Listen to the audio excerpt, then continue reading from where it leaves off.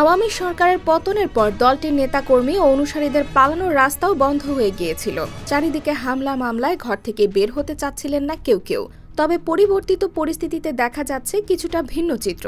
আওয়ামী সন্ত্রাসীদের অনেকে এখন বিএনপিতে ঢুকে পড়ছে। বিএনপির এক শ্রেণীর সুবিধাবাদী নেতাদের আশ্রয় প্রশ্রয়ে সম্প্রতি এমন ঘটনা ঘটছে রাজধানীর দক্ষিণখান এলাকায়।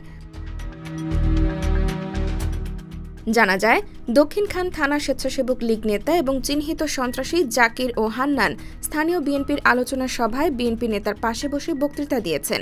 এতে দক্ষিণখান এলাকায় চাঞ্চল্যের সৃষ্টি হয়। এ ঘটনায় বিএনপির নেতাকর্মীদের মধ্যে ক্ষোভ অসন্তোষ দেখা দিয়েছে।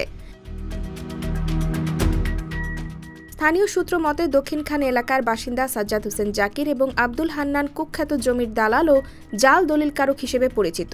দক্ষিণখান ৩০০ ফুট পূর্বাচল এবং ভাটারা এলাকাতেও এরা ভূমিদস্যু হিসেবে পরিচিত। দুজনেই ঢাকা ১৮ আসনের সাবেক সংসদ সদস্য মোহাম্মদ হাবিব হাসানের ক্যাডার বাহিনীর অন্যতম সদস্য হিসেবে পরিচিত।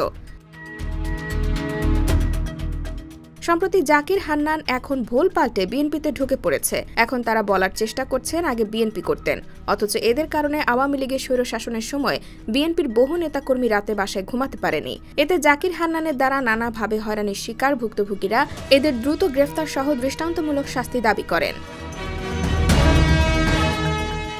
IBTV USA, new York.